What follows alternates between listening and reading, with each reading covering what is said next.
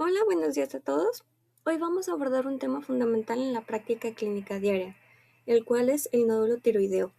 Hablaremos de un abordaje integral desde el diagnóstico hasta el manejo práctico, para que podamos sentirnos seguros al enfrentarnos a este hallazgo tan frecuente. Empezaremos por la base.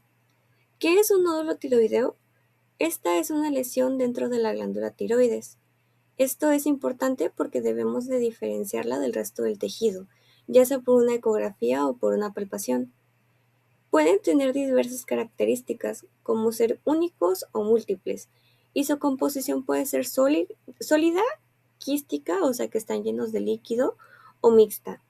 Los clasificamos también de forma general en dos grandes grupos: los nonoplásicos, como los nódulos hiperplásicos o coloides, los cuales son los más comunes, y los neoplásicos, que a su vez se dividen en benignos, como los adenomas, y malignos, como los carcinomas. El resto, el reto clínico es precisamente distinguir entre estos últimos. Pasaremos a la epidemiología.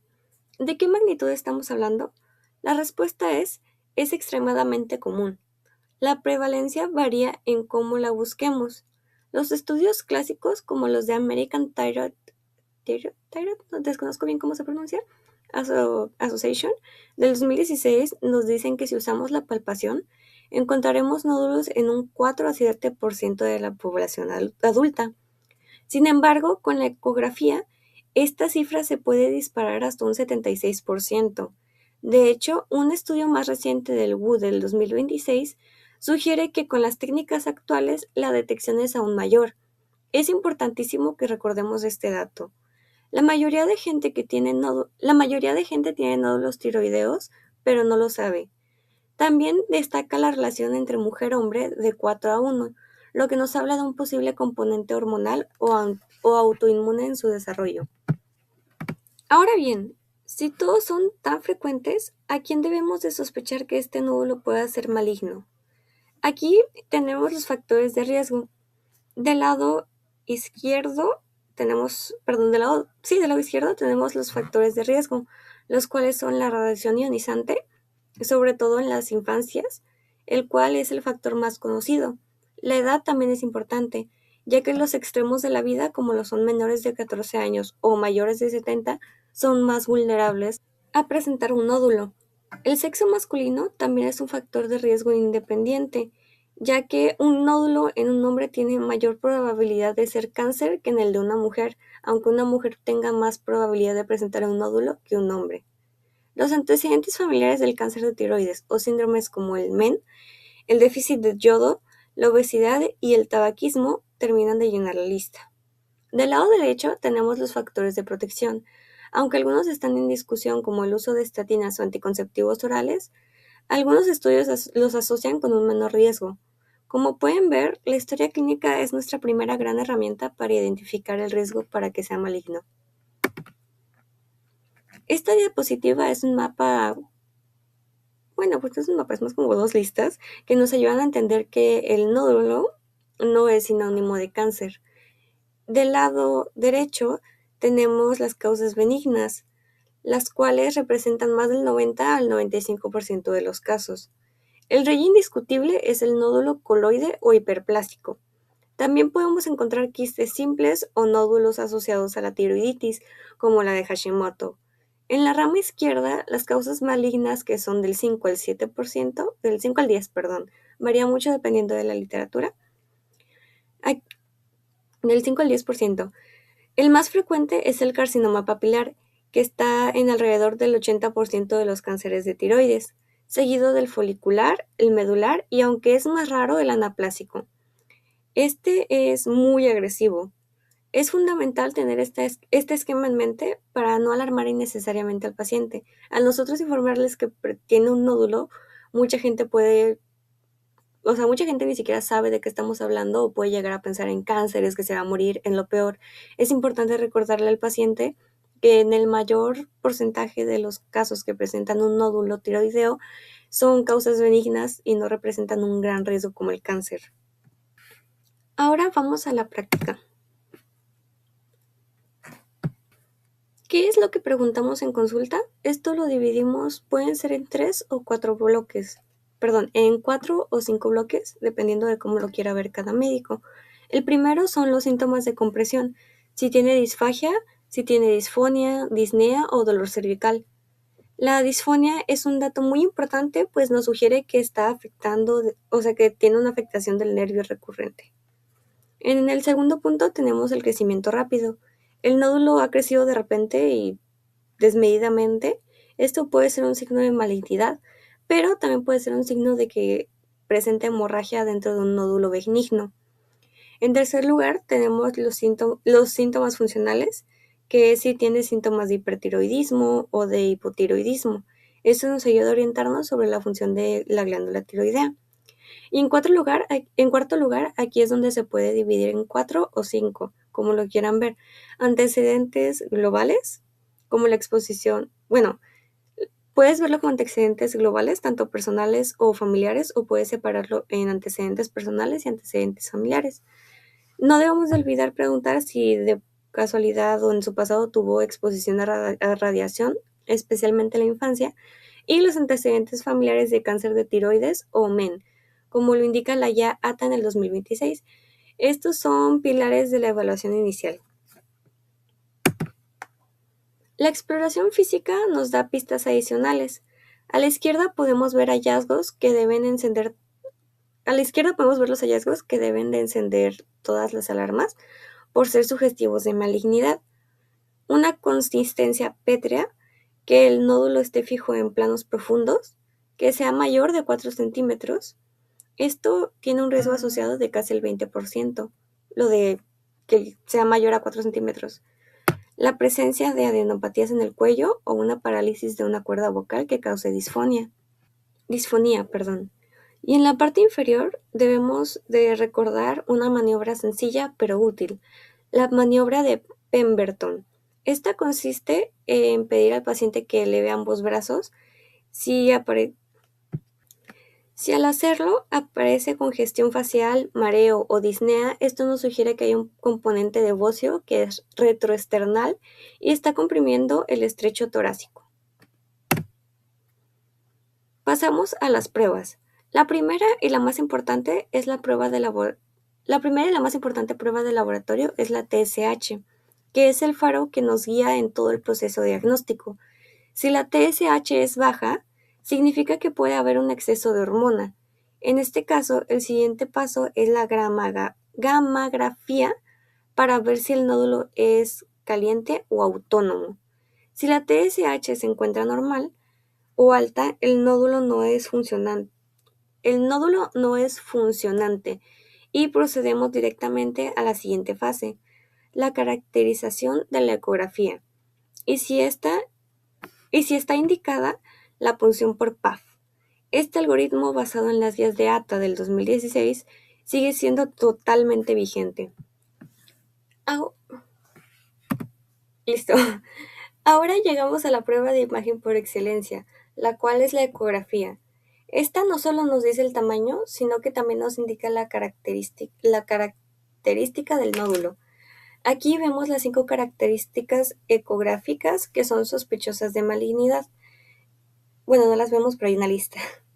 Que sea hipoecogénico, o sea, que sea más oscuro que el tejido sano, que tenga márgenes irregulares o infiltrativos, la presencia de microcalcificaciones, las cuales son los puntos brillantes que aparecen, no son blancos, son esos puntos brillantes que aparecen como granos de sal, muy típicos del carcinoma papilar. En cuarto lugar, tenemos una forma más alta que ancha, en un corte transversal, lo que nos indica que el nódulo crece en contra de la gravedad, infiltrando el tejido. Y en quinto lugar, tenemos una vascularización intranodular aumentada. Las combinaciones de estos hallazgos es lo que nos da el sistema de estratificación T-RADS. Como adelantamos, la gammagrafía tiene un uso muy concreto. Se realiza solo cuando la TSH está baja. En la imagen de la derecha, sí, derecha, bueno, es que creo que es mi derecha, pero no sé bien si se cambió. En la imagen de la derecha veremos un nódulo frío, que es un área que no capta el contraste. Este hallazgo es más común, pero debemos de prestar atención. Aunque la mayoría de los cánceres son fríos, la mayoría de los nódulos fríos son benignos. En la imagen podemos apreciar varias formas de la que se podría ver la tiroides en una gamografía. Es importante revisar si el nódulo se encuentra caliente y si el nódulo es un nódulo caliente, en este caso el D se ve como un nódulo caliente, ya que un nódulo tiroideo caliente es el crecimiento en la tiroides que produce un exceso de hormonas tiroideas, captando el yodo radioactivo en una gamografía, ya que para realizar ese estudio el paciente debe ingerir yodo radioactivo para que podamos apreciar el funcionamiento de la glándula tiroidea.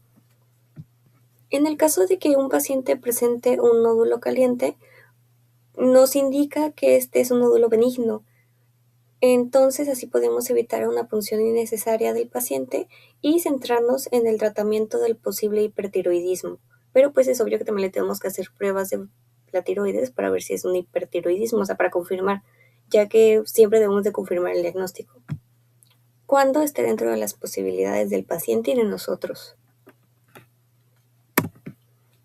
Llegamos a la prueba reina para el diagnóstico de certeza, que es la PAF, pero no se punciona todo el nódulo que se ve.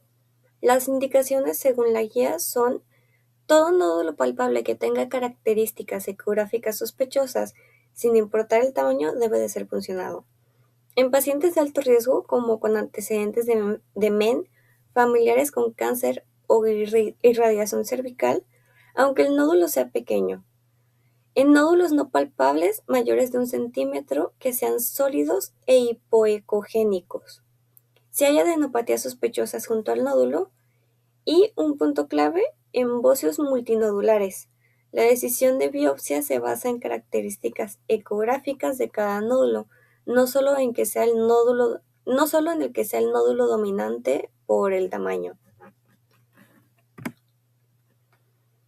Una vez que se realice la PAF, el informe debe de clasificarse según el sistema Bethesda, que consta de 6 categorías.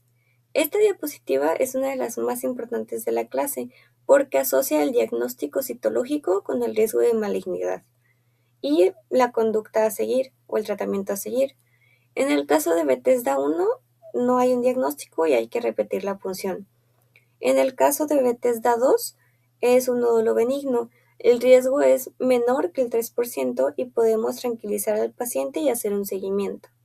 En el caso del Bethesda 3 son atipias, es una zona gris de riesgo entre un 5 y 15%. Suele repetirse la PAF o pedir test o pruebas moleculares. En el caso del Bethesda 4, tiende a ser una neoplasia folicular o se diagnostican como neoplasia folicular, que tiene un riesgo del 15 al 30%. Sí, del 15 al 30%. Aquí la PAF no puede distinguir entre un adenoma benigno y un carcinoma. Por eso se recomienda una cirugía, que sería hemitiroidectomía. Esto para obtener un diagnóstico histológico definitivo. En el caso del Bethesda 5 y 6 es sospechoso o maligno, aunque estoy viendo que hubo un pequeño error en la tabla que nos marca... no, sí, está bien, 5 o 6, nada más que creo que marcó el 6 2 veces. Bueno, en el caso del Bethesda 5 y 6 es sospechoso o maligno y el riesgo es muy alto, del 60 al mayor del 97%. La indicación es quirúrgica, es una tiroidectomía. Como pueden ver, el Bethesda es el lenguaje común entre endocrinólogos y patólogos cirujanos. Algo que me faltó agregar en la presentación es el que es una PAF. Explico su característica, explico sus estándares, pero no explico cómo se realiza. Este es un procedimiento ambulatorio que suele tardar entre 15 y 30 minutos, donde se extraen células de una lesión, el nódulo o quiste tiroideo, y se usa una aguja muy fina y una jeringa.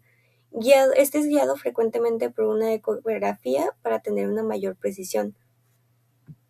Esta se realiza con el paciente acostado, con anestesia local. Según lo que he investigado, está opcional, pero se recomienda utilizar la anestesia local y permite analizar la muestra al microscopio para detectar las células. De igual forma, no es en los comentarios, es como en la descripción del video o en los comentarios, depende de en cuál pueda. Les voy a dejar el link a un video donde hacen un tutorial de cómo realizar una PAF de tiroides para que puedan ir viendo más o menos cómo es el procedimiento. Esto fue todo por la clase de hoy. Bonita noche.